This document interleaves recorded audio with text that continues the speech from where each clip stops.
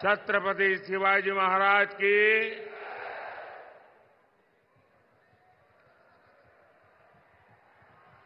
इथे मंचावर खासदार आहे,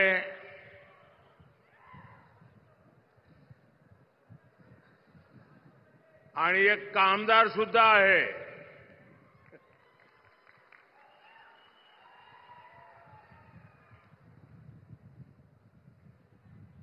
यहां बोलते हैं ना, येलकोट येलकोट येलकोट येलकोट येलकोट येलकोट येलकोट येलकोट बालू मामाच्या नावाने, बालू मामाच्या नावाने। हर हर महादेव। मी महाराष्ट्राचे कुलदैवत विठोबा रखुमाई आणि माढेश्वरी देवी यांच्या चरणी नतमस्तक होतो। तुम्हा सर्वांनाही माझा प्रेमपूर्वक नमस्कार।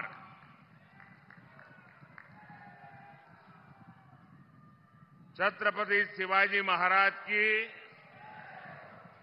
इस पवित्र भूमि को मैं श्रद्धापूर्वक नमन करता हूं।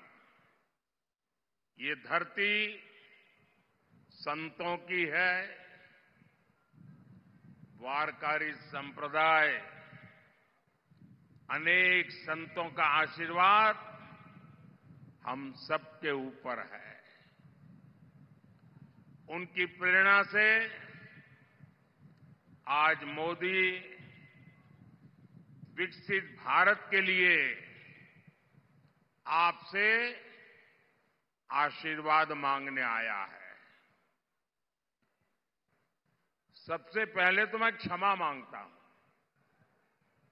क्षमा इस बात की कि हमारे देश के पॉलिटिशियनों ने ऐसी आदत डाली है कि सभा अगर 11 बजे घोषित होती है तो नेता 1 बजे आता है,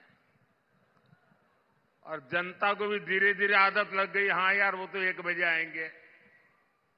अब मेरी मुसीबत है कि मैं समय पे आ जाता हूं, और उसके कारण बहुत से नागरिकों को अन्याय होता है। मैं आया हूं तब से देख रहा हूं, पूरा जुलूस आ रहा है वहां से। अब इतनी बड़ी तादाद में जो लोग आ रहे हैं, मैं उनको मेरी बात नहीं कह पाऊंगा। इसलिए जो अभी पहुंचे नहीं हैं, मैं उनके भी पहले से क्षमा मांगता हूं, क्योंकि आगे के कार्यक्रम में जाने के लिए मैं अपनी बात करके चला जाऊंगा। तो आप कृपा करके मुझे क्षमा कीजिए। आप इतने दूर दूर से आते होंगे, गांवों से आते होंगे और इस सभा के लिए आते होंगे, लेकिन मेरी कठिनाई है कि मैं आपके दर्शन किए बिना आगे निकल जाऊंगा। तो मैं क्षमा मांग करके मेरी बात शुरू करता हूं। लेकिन साथियों, ये जो हुजूम मैं देख रहा हूं, वहां धूप में भी इतने लोग खड़े हैं। ये प्यार, ये बहुत बड़ी ताकत होती है जी। इतनी बड़ी तादाद में माताएं बहनें आशीर्वाद देने आए। जीवन में इससे बड़ा सौभाग्य क्या होता है जी। पिछले 10 साल में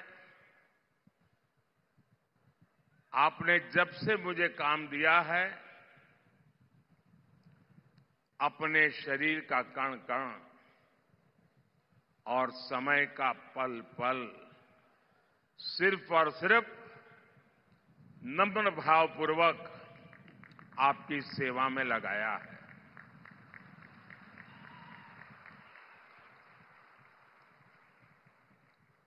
आज देश के लोग, महाराष्ट्र के लोग मोदी सरकार के 10 साल और कांग्रेस सरकार के 60 साल में अंतर देख रहे हैं। जो कांग्रेस 60 साल पंचायत से लेकर के पार्लियामेंट तक उन्हीं का राज था और किसी की आवाज ही नहीं थी, विपक्ष तो था ही नहीं और मीडिया भी बहुत छोटा था उस समय। लेकिन 60 साल में जो नहीं कर पाए, ये आपके सेवक ने 10 साल में करके दिखाया है।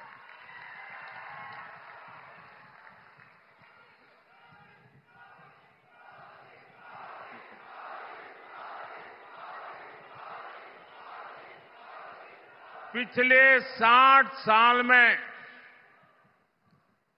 आपने कई बार कांग्रेस के सभी प्रधानमंत्रियों के मुंह से, उनके सभी नेताओं के मुंह से एक ही बात सुनी होगी, गरीबी हटाएंगे, गरीबी हटाएंगे, गरीबी माला जपते रहते ना।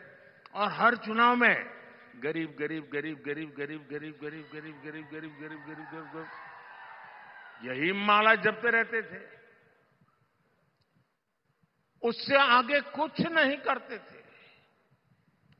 आपके आशीर्वाद से, आपके सहयोग से और आपने मुझे जो कुछ भी शिक्षा दीक्षा दी है उसके कारण 10 साल में इस देश के 25 करोड़ लोगों को गरीबी से बाहर निकालने में हमें सफलता मिली है। भाइयों बहनों, आप मुझे बताइए, कोई अगर गरीबी से मुक्त होता है तो आपको अच्छा लगता है कि नहीं लगता है? कोई गरीब का भला हो तो आपको अच्छा लगता है कि नहीं लगता है? जरा माताएं बहनें बताएं, अच्छा लगता है कि नहीं लगता है? अच्छा लगता है। अगर किसी को गरीबी से बाहर निकालते हैं तो हमें पुण्य मिलता है कि नहीं मिलता है? पुण्य मिलता है कि नहीं मिलता है? ये 25 करोड़ लोग गरीबी से बाहर निकले तो इसका पुण्य किसको मिलेगा? इसका पुण्य किसको मिलेगा? इसका पुण्य किसको मिलेगा? इसका पुण्य किसको मिलेगा? इसका पुण्य किसको मिलेगा?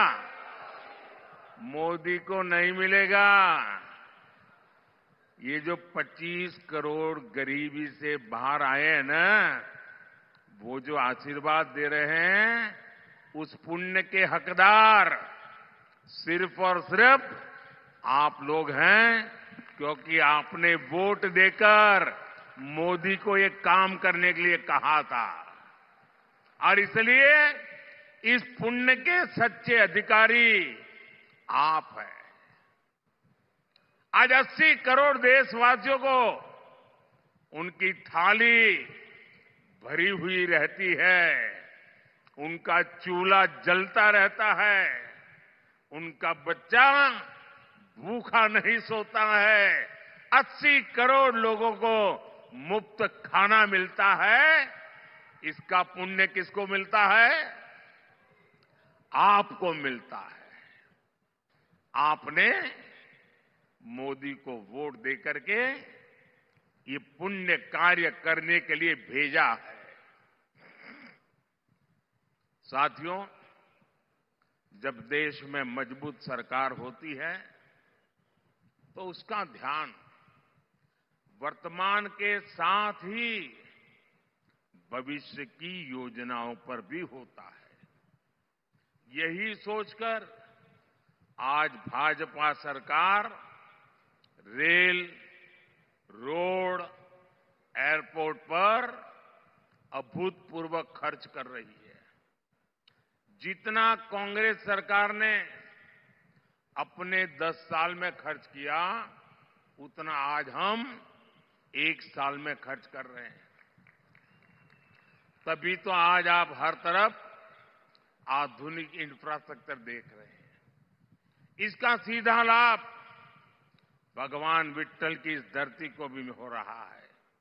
यहां पालकी मार्ग हो, रेलवे का काम हो, एयरपोर्ट का काम हो, ऐसे हर काम पर महायुति की हमारी सरकार तेजी से काम कर रही है। भाइयों और बहनों, महाराष्ट्र की जनता जब प्यार देती है, जब आशीर्वाद देती है, तो कोई कसर नहीं छोड़ती है। लेकिन अगर कोई अपना वचन पूरा नहीं करता, तो महाराष्ट्र की जनता उसे भी बराबर याद रखती है। रखती है कि नहीं रखती है? और हिसाब बराबर समय आने पर चुकता करती है कि नहीं करती है? अब देखिए, 15 साल पहले एक बहुत बड़े नेता यहां चुनाव लड़ने के लिए आए थे। कहते हैं कि तब उन्होंने डूबते सूरज की शपथ लेकर कहा था कि यहां सूखे से प्रभावित क्षेत्रों तक पानी पहुंचाएंगे। उन्होंने पानी पहुंचाया क्या? पानी पहुंचाया क्या? पानी पहुंचाया क्या? याद है ना? याद है ना? अब उनको सजा देने का समय आ गया है। एक वो दिन था और एक आज का दिन है। वो यहां से चुनाव लड़ने की हिम्मत नहीं जुटा पाए। साथियों, विदर्भ हो, मराठवाड़ा हो, बूंद बूंद पानी के लिए तरसाने का ये पाप सालों साल से होता रहा है। कांग्रेस को 60 साल तक देश ने राज करने का हक दिया, काम करने का मौका दिया। 60 साल में दुनिया के अनेक देश पूरी तरह से बदल गए, लेकिन कांग्रेस किसानों के खेत तक पानी भी नहीं पहुंचा पाई। 2014 में देश में 99 सिंचाई योजना ऐसी थी, करीब 100 सिंचाई ऐसी योजनाएं थी जो कई कई दशकों से लटकी पड़ी थी। इसमें भी सबसे ज्यादा 26 परियोजनाएं महाराष्ट्र की थी। सोचिए कितना बड़ा धोखा इन लोगों ने महाराष्ट्र को दिया है। साथियों, हर खेत में पानी पहुंचाना, हर घर तक पानी पहुंचाना, ये मेरे जीवन का बहुत बड़ा मिशन है। 2014 में सरकार बनने के बाद मैंने पूरी शक्ति इन सिंचाई परियोजनाओं के ऊपर लगा दी। आज कांग्रेस की लटकाई वो करीब करीब 100 सिंचाई परियोजनाओं से 63 परियोजनाएं पूरी हो चुकी है। जिस नीलवांडे डैम का इंतजार 50 सालों से हो रहा था, उसे हमने पूरा करवाया। गोसीखुर्द परियोजना का ज्यादातर काम एकनाथ जी, अजित दादा और देवेंद्र जी की टीम तेजी से पूरा कर रही है। हमारी सरकार 5 साल में ही 11 करोड़ से ज्यादा घरों तक नल से जल पहुंचा चुकी है। 10 साल में माइक्रो इरिगेशन का दायरा भी 2 गुने से अधिक बढ़ा है। इसका लाभ यहां केले की पैदावार से जुड़े किसानों को भी हो रहा है। साथियों, जब देश की आजादी के 75 साल हुए, इतना बड़ा उत्सव था, कोई और नेता होता तो क्या करता? कोई एक बड़ा स्तंभ खड़ा कर देता, उस पर अपना नाम लिखवा देता, कोई ऐसी चीज बना कर देगा खुद के नाम पर जड़ देता। लेकिन देश जब आजादी के 75 साल मना रहा था, तब मोदी को खुद के लिए कुछ करने का विचार नहीं आया, सरकार का नाम कमाने का विचार नहीं आया। तब मैंने संकल्प लिया था कि देश के हर जिले में 75 साल के निमित्त 75 अमृत सरोवर बनवाऊंगा।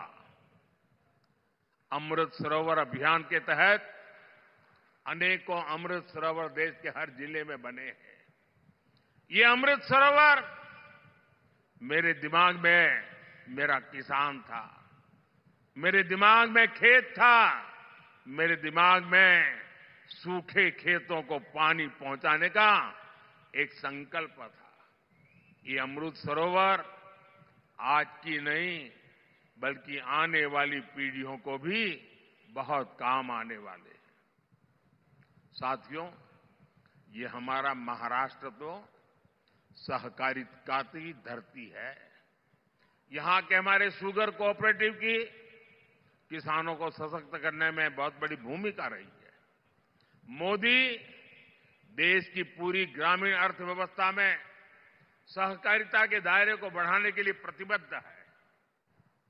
इसलिए 2019 में जब आपने फिर पूर्ण बहुमत की सरकार बनाई तो हमने पहली बार देश में सहकारिता के लिए अलग मंत्रालय बनाया, अलग मिनिस्ट्री बनाई।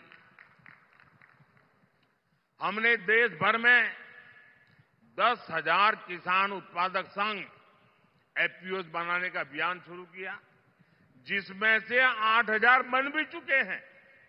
यहां महाराष्ट्र में एफपीओ शानदार काम कर रहे हैं। ऑनलाइन बिक्री से लेकर एक्सपोर्ट तक यहां के हमारे किसान उत्पादक संघों का दायरा लगातार बढ़ रहा है। ये हमारी पीएसएस, उनको भी मजबूत किए जा रहा है। इनको सरकार की अनेक दूसरी योजनाओं की सेवाएं देने के लिए भी तैयार किया जा रहा है। आने वाले 5 वर्षों में सरकार का लक्ष्य 2 लाख सहकारी समितियां बनाने का है। साथियों, आप सभी जानते हैं कि जो छोटा किसान होता है उसके पास भंडारण की पर्याप्त सुविधा नहीं होती है, इसलिए उसे मजबूरी में कम दाम पर अपनी उपज बेचनी पड़ती है। अब हमने दुनिया की सबसे बड़ी अन्न भंडारण योजना पर काम शुरू किया है। इसकी जिम्मेदारी भी सहकारी संस्थाओं को दी गई है। इससे किसान को अपने हिसाब से उपज मार्केट में लाने का विकल्प मिलेगा। बीजेपी ने अपने संकल्प पत्र में प्याज, टमाटर और आलू किसानों की उपज की भी चिंता की है। आने वाले 5 साल में देश भर में विशेष स्टोरेज क्लस्टर बनाए जाएंगे। इसका बहुत बड़ा फायदा महाराष्ट्र के प्याज किसानों को होगा। साथियों, ये अगाड़ी वाले किसानों को लेकर के बड़ी बड़ी बातें आज करते हैं। 2014 से पहले जब इनकी सरकार थी तब क्या स्थिति थी, एक किसानों को याद दिलाना मेरा दायित्व है। और मैं यहां किसी की आलोचना करने नहीं आया। मैं देश की जनता को, महाराष्ट्र की जनता को, मेरे देश के किसानों को सच्चाई से अवगत कराना चाहता हूं। 10 साल जब रिमोट कंट्रोल वाली सरकार चलती थी तब यहां के कद्दावर नेता देश के कृषि मंत्री थे। और क्या हुआ था, जब यहां के बड़े कद्दावर नेता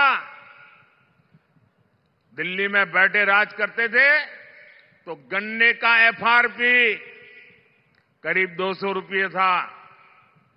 और आज मोदी के सेवा काल में गन्ने का एफआरपी 340 रुपये प्रति क्विंटल, यानी करीब करीब 350 रुपये। जब ये कद्दावर नेता वहां कृषि मंत्रित्व के नाते बैठे थे तब गन्ना किसान अपने एरियर के लिए शुगर कमीशन के ऑफिस का चक्कर लगाते थे। आज ऐसी स्थिति नहीं है। आज देश में करीब करीब 100% एरियर पेमेंट होता है। 2014 में गन्ने का एरियर पेमेंट 57,000 करोड़ रुपए का था और इस साल 1,14,000 करोड़ रुपए की पेमेंट हुई है। इसमें 32,000 करोड़ रुपए महाराष्ट्र के किसानों को मिले हैं। साथियों, इनकम टैक्स को लेकर हमारी शुगर मिल्स 90 के दशक से परेशान थी और ये कद्दावर नेता दिल्ली में बैठे थे। मैं उनको बार बार समझाता था कि भाई, आपके महाराष्ट्र में भी ये कोऑपरेटिव मिले हैं शुगर की, गुजरात में भी है, परेशानी हो रही है। मैं गुजरात का मुख्यमंत्री था, चिट्ठियां लिख रखता था, मिलकर के बताता था, लेकिन 2014 से पहले ये कद्दावर नेता का डिपार्टमेंट होने के बावजूद भी शुगर मिल्स की इनकम टैक्स की समस्या का समाधान नहीं किया। जब मोदी को सेवा करने का मौका मिला, एनडीए की सरकार बनी, तो हमने उसका समाधान कर दिया। हमने कोऑपरेटिव शुगर मिलों को 10,000 करोड़ रुपए की राहत दी, यानी पुरानी इनकम टैक्स डिमांड माफ की, कानूनी मामलों का समाधान भी किया। इसका फायदा हमारे गन्ना किसानों को हुआ। मार्च 2023 से शुगर मिलों को हमने 10,000 करोड़ रुपए का विशेष लोन का प्रावधान भी किया है, ताकि शुगर मिल हर प्रकार का काम तेजी से कर सके, किसानों की पेमेंट न रुके। जब यहां के कद्दावर नेता दिल्ली की सरकार में थे, तब सरकार ने देश के किसानों से सिर्फ 7.5 लाख रुपए की खरीद की थी, 7.5 लाख करोड़ की। आज 10 साल में 20 लाख करोड़ रुपए की खरीदी हमने करके दिखाई है। कहां 7.5 लाख करोड़ और कहां 20 लाख करोड़। महाराष्ट्र के दलहन तिलहन किसानों से 16,000 करोड़ रुपए की खरीद हमारी सरकार ने की है। साथियों, पहले दिल्ली से किसान के नाम पर थोड़ा भी पैसा निकलता था तो यहां कांग्रेस का पंजा उसे लूट लेता था, लेकिन अब दिल्ली में आपका ये बेटा बैठा है। अब दिल्ली से आपके हक की निकली पाई आपके खाते में पहुंचती है। पीएम किसान सम्मान निधि के तहत 3 लाख करोड़ रुपए किसानों के खाते में जमा हुए हैं। इसमें से महाराष्ट्र के किसानों को भी हजारों करोड़ रुपए मिले हैं। साथियों, बीते दशकों में किसानों ने अन्न की पैदावार में भारत को आत्मनिर्भर बनाया है।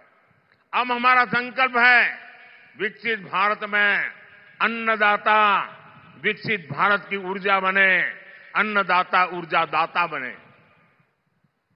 10 साल पहले देश में सिर्फ 40 करोड़ लीटर इथेनॉल उत्पादन होता था। अब देश में 500 करोड़ लीटर, उससे भी ज्यादा इथेनॉल का उत्पादन होता है। इससे पिछले 10 सालों में किसानों के पास 70,000 करोड़ रुपए अतिरिक्त गए हैं और ये पैसा गन्ना किसानों को मिला है। साथियों, हमने गोवर्धन योजना भी शुरू की है। एनडीए सरकार देश भर में गोवर्धन प्लांट लगा रही है, ताकि पशुओं के गोबर से गैस से बिजली और किसानों की कमाई भी बढ़े। इसमें से जैविक खाद पैदा हो, ताकि हमारी जमीन के लिए काम आ जाए और कम कीमत में उपलब्ध हो। साथियों, किसानों को सौर ऊर्जा दाता बनाने पर भी हम काम कर रहे हैं। पीएम कुसुम योजना से सोलर पंप के लिए खाली पड़ी जमीन में छोटा सा सोलर प्लांट लगाने के लिए सरकार मदद दे रही है।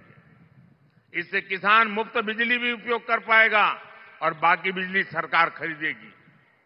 अब तो मोदी ने हर परिवार के बिजली बिल को 0 करने का बीड़ा उठाया है। पीएम सूर्य घर मुफ्त बिजली योजना बनाने के पीछे यही उद्देश्य है। इसके तहत घर की छत पर सोलर पैनल लगाने के लिए सरकार मदद करेगी, बैंक खाते में पैसा डालेगी। जितनी जरूरत हो उतनी मुफ्त बिजली का उपयोग करो और बाकी बिजली सरकार को बेच दो, कमाई करो। यानी बिल भी जीरो और बिजली से कमाई भी। ये होता है मोदी की गारंटी का मतलब।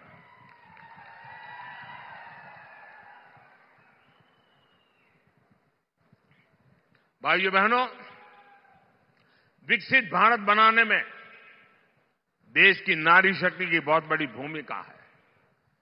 मोदी गांव की अपनी करोड़ों बहनों को सशक्त करने में जुटा है। 10 वर्ष में हमने 10 करोड़ बहनों को स्वयं सहायता समूहों से जोड़ा है। आज ये बहनें गांव की अर्थव्यवस्था को गति दे रही है। हमारे प्रयासों से कुछ समय के भीतर 1 करोड़ बहनें लखपति दीदी बनी है। आंकड़ा बहुत बड़ा है। 1 करोड़ बहनें मेहनत करके, कमाई करके लखपति दीदी बनी है। और अब मोदी ने गारंटी दी है कि मैं 3 करोड़ बहनों को लखपति दीदी बनाऊंगा। और तभी तो हिंदुस्तान कोने कोने से हर मां, हर बहन, हर बेटी एक ही बात कह रही है, फिर एक बार, फिर एक बार, फिर एक बार। भाइयों और बहनों, भाजपा के इन प्रयासों के बीच आपको कांग्रेस की एक्सरे मशीन के सावधान रहना है। कांग्रेस के नेता, कांग्रेस के साहजादे गली गली में घूम करके कह रहे हैं कि उनको मौका मिलेगा तो वो आपका एक्सरे निकालेंगे। आपके लॉकर में क्या पड़ा है, आपके बैंक में क्या खाते में पड़ा है, आपके घर में कितना सोना पड़ा है, कितने पैसे पड़े हैं, ये सारा उसका हिसाब किताब लगाएंगे। और फिर कहते हैं वो हम बांट देंगे, ज्यादा जो है ले लेकर के बांट देंगे। इतना ही नहीं, वो एक ऐसे टैक्स की बात कर रहे हैं, आज आप हर मां बाप मेहनत करके कुछ न कुछ बचत करता है, अपनी जरूरत को कम करके बचत करता है, क्योंकि उसके मन में रहता है कि मरने के बाद बच्चों को कुछ दे करके जाऊं, अपने संतानों को कुछ दे करके जाऊं।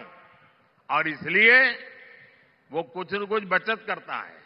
अब ये कहते हैं जो बचत करते हैं आप, उस पर सिर्फ आपके संतानों का हक नहीं होगा, उस पर सरकार का भी हक होगा। और जो भी आपने बचाया है बच्चों के लिए, वो बच्चों को जाने से पहले आधा से ज्यादा सरकार ले लेगी। अगर आपके पास 10 एकड़ की जमीन है, अब आपको 10 एकड़ की जमीन बच्चे को नहीं दे पाएंगे, 5 एकड़ सरकार ले लेगी। आपने गांव में घर है, शहर में घर बनाया है, तो घर गया समझ लीजिए। अब मुझे बताइए, आपको ऐसी सरकार चाहिए क्या जो आपकी मेहनत का पैसा लूट ले? ऐसी सरकार चाहिए क्या? आपकी संपत्ति छीनने का उनका इरादा, ये खतरनाक इरादा है। ये मार्क्सवादियों का विचार है, इन नक्सलवादियों का विचार है। और इसलिए ऐसे लोगों से एक भी आदमी जीत करके दिल्ली नहीं जाना चाहिए।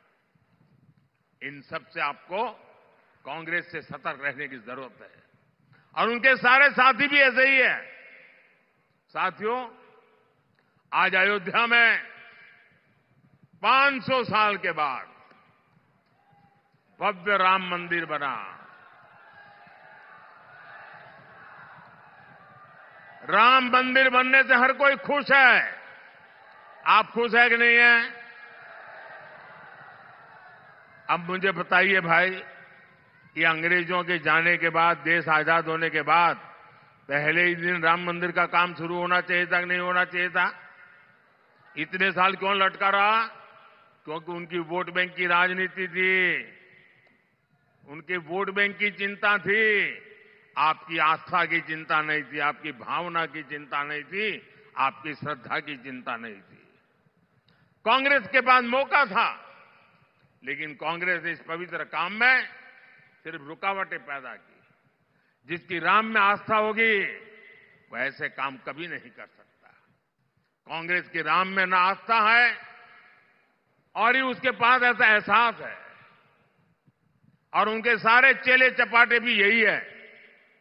ऐसा काम कोई डरी हुई पार्टी नहीं कर सकती, तुष्टीकरण के दबाव से गिरी हुई पार्टी नहीं कर सकती।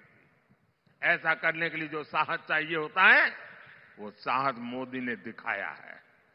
और डंका की चोट पर 500 साल का इंतजार खत्म हो गया, राम मंदिर बन गया। और ये कहते थे राम मंदिर बनेगा तो आग लग जाएगी। कोई आग लगी क्या? मंदिर बना कि नहीं बना?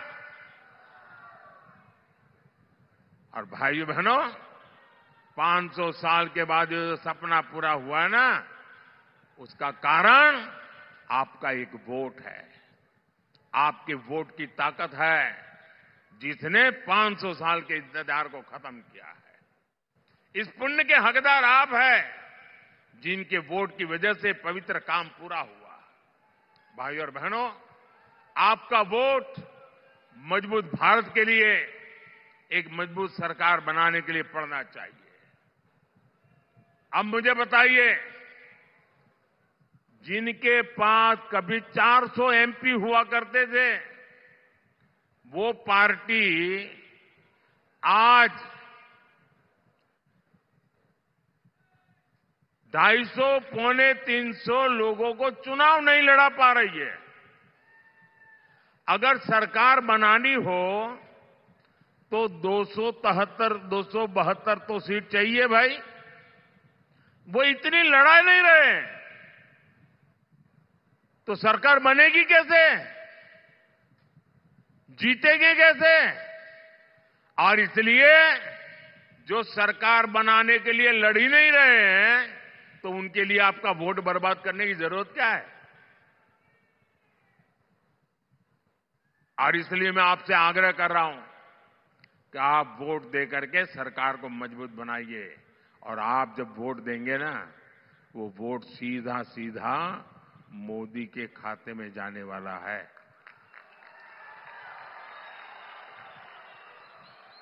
7 मई को गर्मी कितनी ही क्यों न हो, पहले मतदान फिर जलपान। मतदान किए बिना जलपान नहीं करेंगे, ये हमें संकल्प करना है। 7 मई को मेरे साथी रंजीत नायक निंबालकर जी को आप जो वोट डालेंगे, वो मोदी की शक्ति बढ़ाएगा। माड़ा के लोगों से मेरा एक आग्रह और है, आप इनको तो जिताइए, लेकिन मेरा एक और काम करिए। यहां से जाने के बाद गांव में, मोहल्ले में, परिवार में सबको बताना कि अपने मोदी जी आए थे और मोदी जी ने आपको नमस्कार भेजा है, प्रणाम भेजा है। मेरा प्रणाम पहुंचा देंगे, सभी को मेरा प्रणाम पहुंचा देंगे। मेरे साथ बोलिए, भारत माता की, भारत माता की, भारत माता की। बहुत बहुत धन्यवाद। भाइयों और बहनों, महाराष्ट्र की जनता जब प्यार देती है, जब आशीर्वाद देती है, तो कोई कसर नहीं छोड़ती है। लेकिन अगर कोई अपना वचन पूरा नहीं करता, तो महाराष्ट्र की जनता उसे भी बराबर याद रखती है। रखती है कि नहीं रखती है? और हिसाब बराबर समय आने पर चुकता करती है कि नहीं करती है? अब देखिए, 15 साल पहले एक बहुत बड़े नेता यहां चुनाव लड़ने के लिए आए थे। कहते हैं कि तब उन्होंने डूबते सूरज की शपथ लेकर कहा था कि यहां सूखे से प्रभावित क्षेत्रों तक पानी पहुंचाएंगे। उन्होंने पानी पहुंचाया क्या? पानी पहुंचाया क्या? पानी पहुंचाया क्या? याद है ना? याद है ना? अब उनको सजा देने का समय आ गया है। एक वो दिन था और एक आज का दिन है। वो यहां से चुनाव लड़ने की हिम्मत नहीं जुटा पाए। साथियों, विदर्भ हो, मराठवाड़ा हो, बूंद बूंद पानी के लिए तरसाने का ये पाप सालों साल से होता रहा है। कांग्रेस को 60 साल तक देश ने राज करने का हक दिया, काम करने का मौका दिया। 60 साल में दुनिया के अनेक देश पूरी तरह से बदल गए, लेकिन कांग्रेस किसानों के खेत तक पानी भी नहीं पहुंचा पाई। 2014 में देश में 99 सिंचाई योजना ऐसी थी, करीब 100 सिंचाई ऐसी योजनाएं थी जो कई कई दशकों से लटकी पड़ी थी। इसमें भी सबसे ज्यादा 26 परियोजनाएं महाराष्ट्र की थी। सोचिए कितना बड़ा धोखा इन लोगों ने महाराष्ट्र को दिया है। साथियों, हर खेत में पानी पहुंचाना, हर घर तक पानी पहुंचाना, ये मेरे जीवन का बहुत बड़ा मिशन है। 2014 में सरकार बनने के बाद मैंने पूरी शक्ति इन सिंचाई परियोजनाओं के ऊपर लगा दी। आज कांग्रेस की लटकाई वो करीब करीब 100 सिंचाई परियोजनाओं से 63 परियोजनाएं पूरी हो चुकी है। जिस नीलवांडे डैम का इंतजार 50 सालों से हो रहा था, उसे हमने पूरा करवाया। गौसीखुर्द परियोजना का ज्यादातर काम एकनाथ जी, अजित दादा और देवेंद्र जी की टीम तेजी से पूरा कर रही है। हमारी सरकार 5 साल में ही 11 करोड़ से ज्यादा घरों तक नल से जल पहुंचा चुकी है। 10 साल में माइक्रो इरिगेशन का दायरा भी 2 गुने से अधिक बढ़ा है। इसका लाभ यहां केले की पैदावार से जुड़े किसानों को भी हो रहा है। ये अगाड़ी वाले किसानों को लेकर के बड़ी बड़ी बातें आज करते हैं। 2014 से पहले जब इनकी सरकार थी, तब क्या स्थिति थी? एक किसानों को याद दिलाना मेरा दायित्व है। और मैं यहां किसी की आलोचना करने नहीं आया। मैं देश की जनता को, महाराष्ट्र की जनता को, मेरे देश के किसानों को सच्चाई से अवगत कराना चाहता हूं। 10 साल जब रिमोट कंट्रोल वाली सरकार चलती थी, तब यहां के कद्दावर नेता देश के कृषि मंत्री थे। और क्या हुआ था? जब यहां के बड़े कद्दावर नेता दिल्ली में बैठे राज करते थे, तो गन्ने का एफआरपी करीब 200 रुपये था।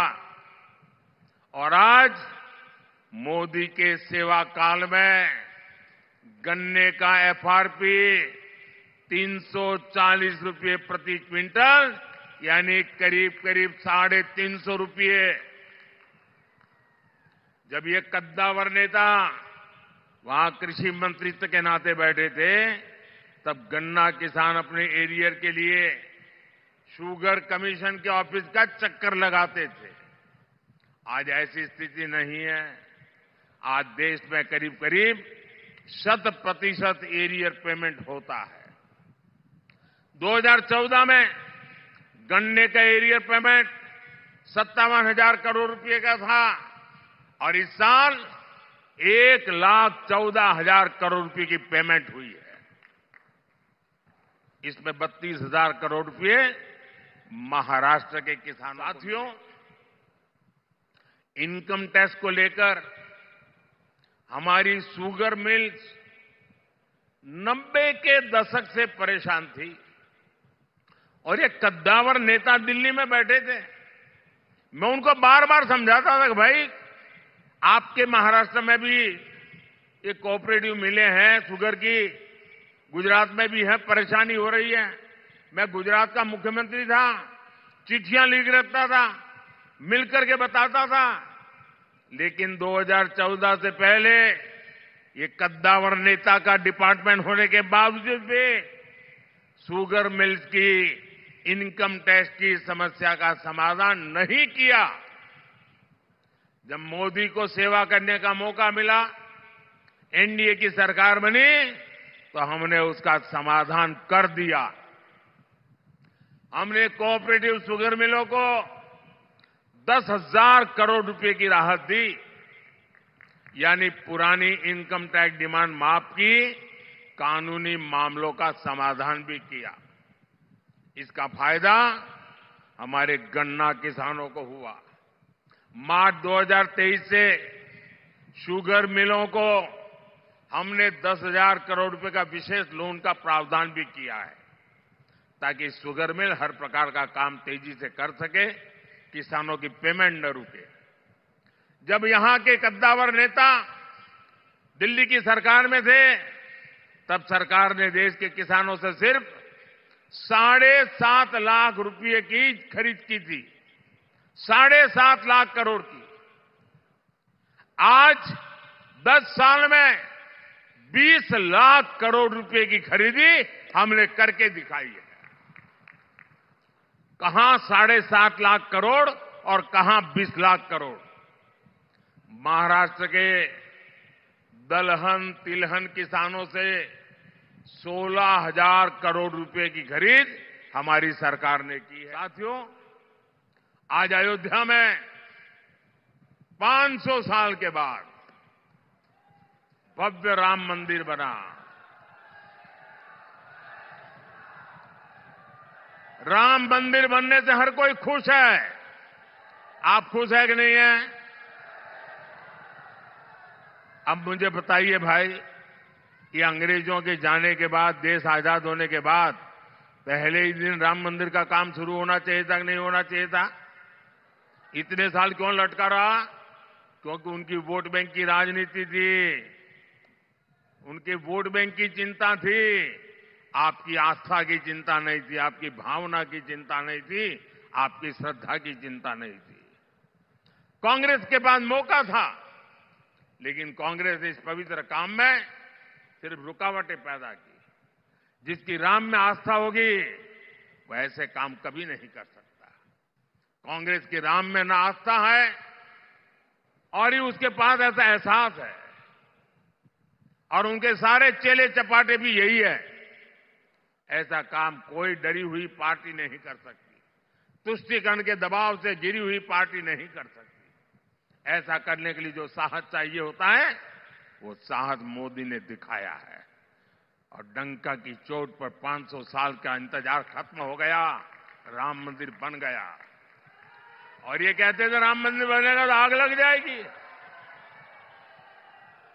कोई आग लगी क्या? मंदिर बना कि नहीं बना? और भाइयों बहनों, 500 साल के बाद जो सपना पूरा हुआ है ना, उसका कारण आपका एक वोट है। आपके वोट की ताकत है, जिसने 500 साल के इंतजार को खत्म किया है। इस पुण्य के हकदार आप हैं, जिनके वोट की वजह से पवित्र काम पूरा हुआ।